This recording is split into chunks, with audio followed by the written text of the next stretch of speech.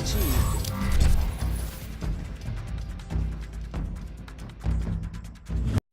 Welcome back to Kamikaze Overdrive MMA predictions, the post-fight show coming off of UFC 149. Certainly not a good evening for Dana White, for the UFC, for Calgary, for myself, for Hector Lombard, Uriah Faber, and the list goes on and on and on. Quickly looking at Kamikaze Overdrive, I went 3-7, and it was not a good night in that sense. It was a long, drawn-out affair, and I'll touch upon this in a bit, especially as far as the bet packs are concerned, but it was not a good night of predictions. Coming on the heels of two back-to-back very good nights, and for the last 5 shows, very good net set of predictions, I had a letdown, and it was a tough night, but I'll talk about that in a bit. Let's quickly recap the fights and just what happened. We kicked the night off with Anton Kovain versus Mitch Clark. I didn't predict this fight. It was a very good fight, entertaining back-and-forth affair, with Kovain getting a split decision. We turn now to the featherweight division. Antonio Carvalho knocking out Daniel Pineda at the 111 mark of the first round. Quick thing about this fight, the night before Bellator, Joe Caparelli, I put some bets down based on his predictions, and he did an excellent job. He got all 4 fights he predicted correctly.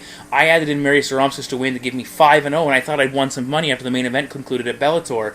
And then I looked at my bet card that I had got, and I realized earlier in the day when I was putting my bet pack together, I clicked on Daniel Pineda's name, and he stayed on the bet card, and I was rushing before the Bellator event started to put the bet in. So he was part of my Bellator bet, and I thought, okay, that's fine. Of course, obviously he loses, I don't win, and he didn't pay that well, so he only added a little bit to the total. My fault, but either way, definitely disappointing there, and it was a really tough way to get the night started as far as predictions were going. Moving to the FX preliminary card, Mitch Gagnon versus Brian Caraway. Brian Caraway wins by submission in the 3rd round, and a lot of people, they get on, Mitch Gagnon, he blew out his load in the 1st round, he went all out, and he, had nothing left to give, and it showed. Well, I'd prefer that any day of the week over some of the other performances we saw on this card. Gagnon went for it, he's making his debut, he had that adrenaline jump, the octagon judge, whatever you want to call it. It was a good, entertaining fight. He had a solid veteran in Brian Caraway standing across from the cage. You heard him several times, and as far as I'm concerned, Mitch Gagnon was, despite the loss, it was a decent debut performance, and he'll be back and better next time. Brian Caraway, nice win for him, and he continues to get going, but I'm 0-2 to start.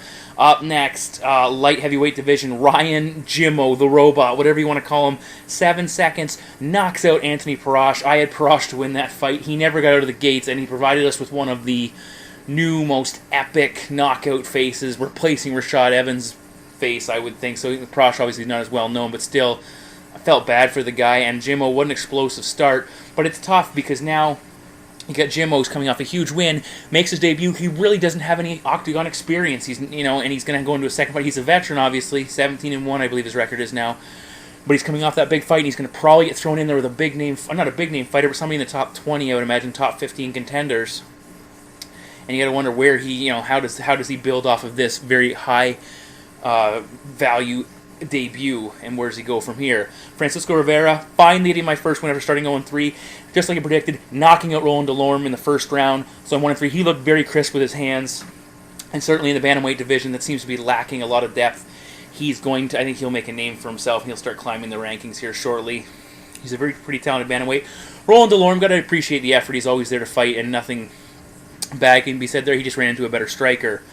Finally, and this is where things started to get interesting on the evening. I think this is where things started to go downhill as far as the overall event went. Nick Ring defeating Court McGee by unanimous decision, 29-28 across the board. I'll be honest with you, I know it was a close fight, and if you bought my bet pack, I said it was going to be a very close fight, and I did give a prop and say pick this fight to go the distance because it's going to go the distance.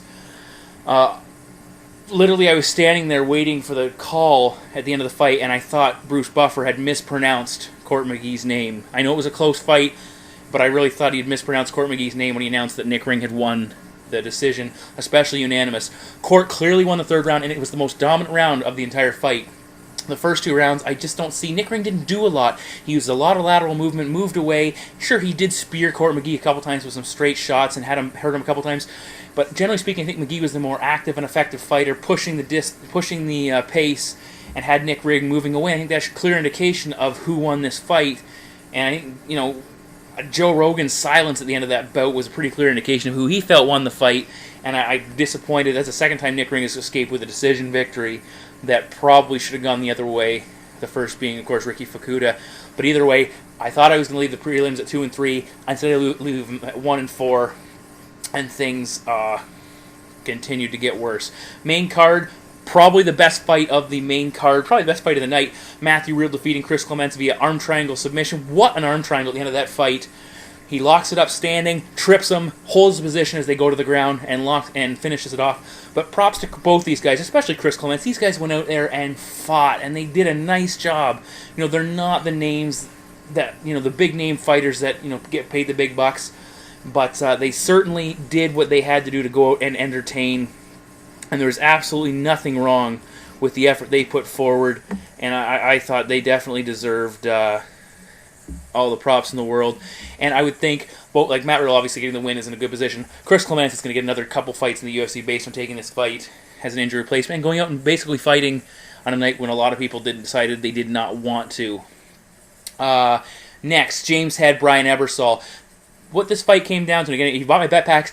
Even though I picked Ebersol, I should probably stay away from him based on value, and I'll talk about those shortly. And of course, the bet pack is listed below. You can check all the things I said. Even though it wasn't a great night, I did have some valuable information. Basically, we had a clash here of James Head, who's coming down from middleweight to welterweight, taking on Brian Ebersol, who was preparing to move from welterweight to lightweight, and it showed up. Ebersol's lost some muscle mass. Joe talked about it.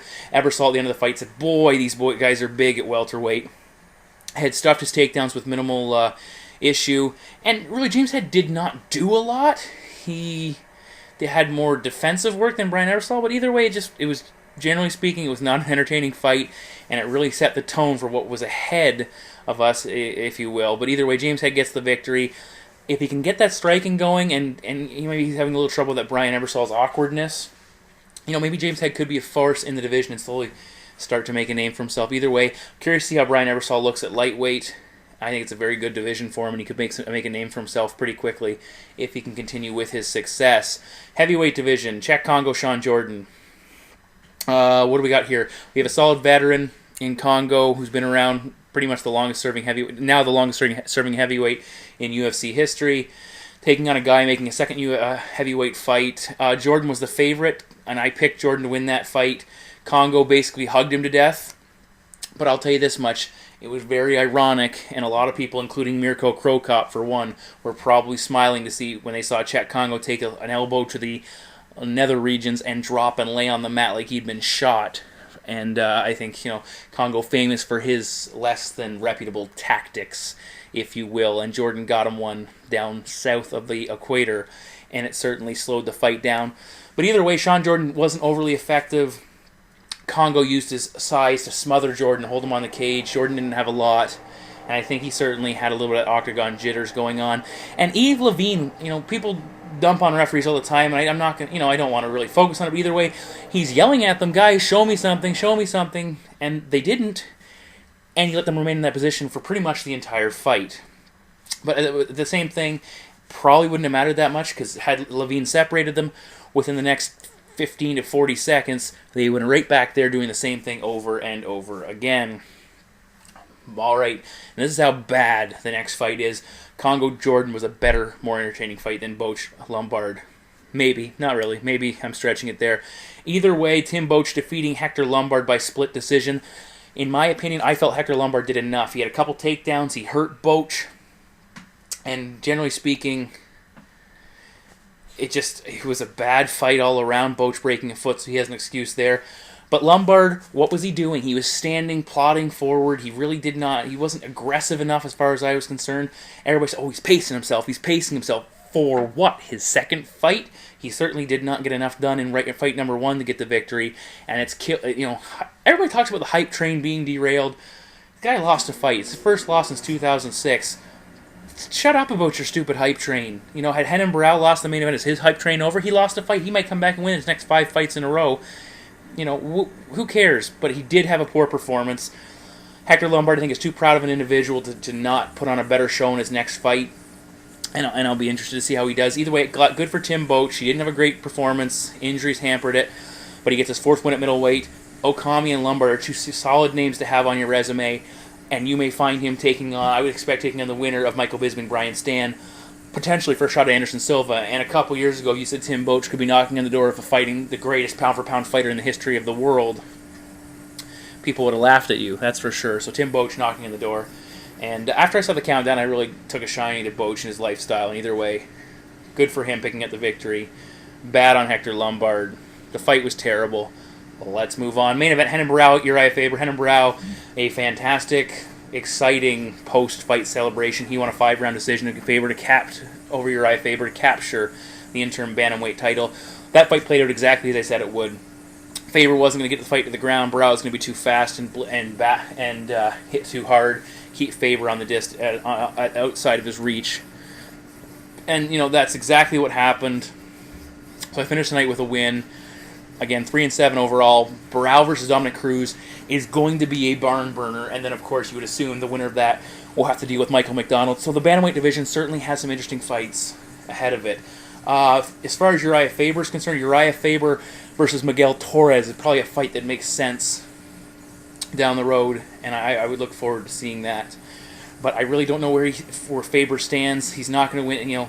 Maybe he would have a shot if he went back up to featherweight and Aldo moved to lightweight. And I think maybe that's what he needs to hold out for, is hope Aldo has to move up, and then Faber can go back up and try and capture that featherweight title. Because I think Faber can hang with a lot of guys in the featherweight division. He just can't do it against a guy like Jose Aldo, and in this case, Renan Barão. Either way, 3-7 predictions.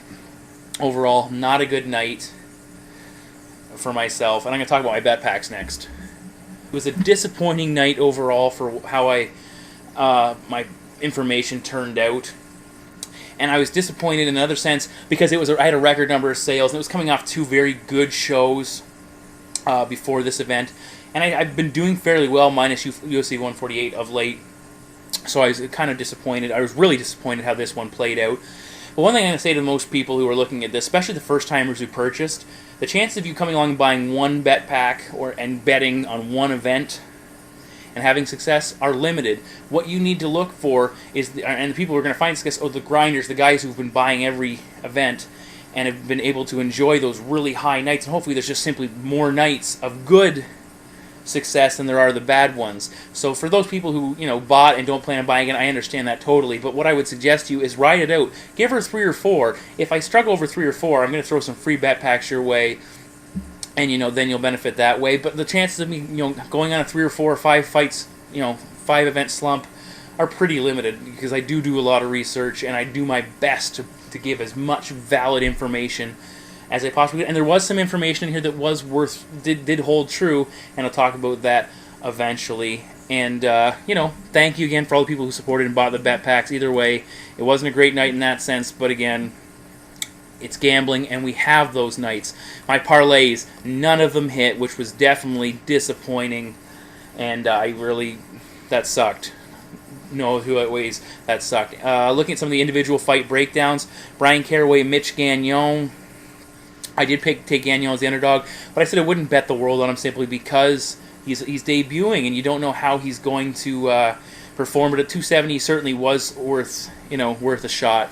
But I said don't bet the world on him. Jimmo versus Parash. I like Parash in this role. Straight up, I said Jimmo wasn't taking it. And again, I said he was going to make his debut and have trouble. Well, he didn't have enough time to have difficulty based on, octagon jitters. Roland DeLorme, Francisco Rivera. I said Rivera wins this fight by knockout. He did. I said include him on a parlay. But I also said don't include him too extensively because DeLorme's a tough kid. But either way, I had Rivera right. Court McGee, Nick Ring. I said this fight was going to be tight. I said, don't go too hard on McGee in the sense that, it could go either way, and it did. Obviously, it went Nick Ring. And one thing I did say is I said, if you're going to bet on McGee, do it now, when I was doing the bet packs, because he was the underdog by fight time in a lot of the books. He had changed to the favorite, so certainly there was a little bit of value lost there. But that's how that one played out. Chris Clements, Matt Riddle. I called that one right on the nose. I said Riddle takes this fight, and certainly he did. I suggested maybe considering Clements on a bet, maybe parlaying him up with another underdog, but I wasn't 100% sold on the idea. Brian Ebersol, James said, actually, even though I picked Ebersol, I said doesn't have a ton of value. You could consider adding him to a parlay, but $1.25, he really doesn't give you a lot, and you still have to win the fight, and he lost the fight, and I suggested not betting on him. And I said right in the breakdown, there are other fighters who maybe I didn't have as much confidence in winning their fight as Ebersol, which obviously was misplaced, but they had more value. And the fighters I listed were Riddle, McGee, Rivera, and Barao. So those are 4 guys, 3 of which winning, the other one losing a close one. So certainly some valid information there. Sean Jordan checked Congo. Jordan did not show up. I suggested taking a flyer on Congo if you get him over $2. It proved valuable in that sense. And again, I can say all day, I'm picking one guy, but maybe take the other, and that seems like some conflicting information. It's just my point of view. I don't do that all the time. Boach Lombard, I had confidence in Lombard, but at the same time I said because he was making his debut, it wouldn't have been a bad idea to stay away from him. Well, as far as Boach was concerned, at 360, I suggested give him a shot. Take him as an underdog, as a backup. Go with it. Barao, Faber, I said take Barao. Don't worry about Faber. Faber, anything under 275 probably wasn't worth it. In most sense, he was 240, 250. So I said bet on Barao or don't bet on this fight at all. Confidence list, I did hit number 2 Renan Barao, and I did hit number 3 Matt Riddle. So there you go. Value bet list was not a good sense there. I only hit the number 5, which again was Matt Riddle, to pick up the win. Prop bets, I did say Court McGee and Nick Ring go over either 1.5 or 2.5, and they did. I had Hector Lombard winning by decision because I figured he would have a similar performance that he did have, and that paid $350. So had the judges seen it the way I saw it, that would have been an excellent prop. Congo Jordan, total rounds under. Obviously, I didn't expect that to be a hug fest, but I misjudged Chad Congo's willingness to avoid any form of exciting fight or form of danger where he could get knocked out. And finally, I said Matt Riddle, Chris Clements over a round and a half. And in that sense, they did. They went quite far. They went into the 3rd round. I can't remember exactly. Let's take a quick look where they finished up. The 202 mark. So if you get him at a round and a half, you won. If you got him at 2.5 rounds, you just fell short. Either way, the bet packs had some good information in it, but I'm not going to lie, it wasn't a success, and there were a lot of people who probably lost money. And again, it's disappointing to me just as much to you because I lost it right with you. But either way, if you're a first-time buyer or a long-time buyer, ride it out. Give me a couple shows. We've got some good fights coming up. We have UFC on Fox 4, Shogun versus Vera, UFC 150, the Strikeforce, Rousey versus Kaufman, UFC 151. A lot of good shows coming up in the near future. So ride it out. Give me an opportunity to try and make some of that money back for you. Certainly, if I go on a slump building off this one, I'm probably going to start handing out some free events to the people who purchased all the way along. So again, consider buying my UFC on Fox 4 bet pack. But if you don't, I understand 100%. And hopefully down the road, you'll return as a customer if I go on a hot streak again. But remember, just one event overall that I didn't do well at. That's enough. Let's try and wrap this show up. So UFC 149, come and gone. Not a good night. I can't be more negative about it. Dana White felt so poorly about the event. You saw at the end how he just basically put the belt on Renan Barao, who was very excited. It was a good moment for him, and he basically tapped him on the back and left the cage. White was supposed to have some fantastic news for the middleweight division coming out of the press conference. Elected not to say it. He said he'd get around to it in the next couple of days. So I'm very curious to hear what that could be. Some people are talking about a tournament. It could be the case that it could be that's the way it is. It's going to be a minor tournament. And again, it could have been something else with Hector Lombard looking so poorly, and even Tim Boach not having that great of a performance. It could have hindered that. But either way, I'll be curious to see what gets said there. We have Renan Barao, Dominic Cruz, a big, exciting bantamweight title fight in the future, whenever that would be. And of course, we'll have to wait and see what happens with Barao. Does he elect to defend the title? He's already said he doesn't want to defend the title, and I kind of hope he doesn't, in a sense that I think Michael McDonald should get an opportunity to fight for the title. I think he's the most deserving of the next title shot. So unless they give Barao somebody who's probably working their way up as well, I'd like to see Barao sit on it, which is disappointing for the division because Cruz could be gone for a long time. But either way, we'll see how that plays out. Not much else can be said for this event as far as things going forward. We'll see how these fighters, where they are going from here. I guess Ryan Jimoy said it should be interesting to see what they do with him, considering how quickly he knocked out his opponent. And don't be surprised if he doesn't take another fight on short notice. As the light heavyweights, in the event someone pulls out, a guy like him who won with 7 seconds, took no damage, is going to be jumping at the opportunity to get in there and fight a second time, especially considering he had to wait for so long for his debut because his first fight fell through. Either way, UFC on Fox 4, 2 weeks away from when I'm doing this podcast now, so get a nice little break. You can always check out kamikazeoverdrive.net for all my predictions and everything else. And of course, the bet pack is posted below. You can go and look at the massacre that was that show. And either way, thank you very much for listening. I greatly appreciate it, and I will see you back here in a very short period.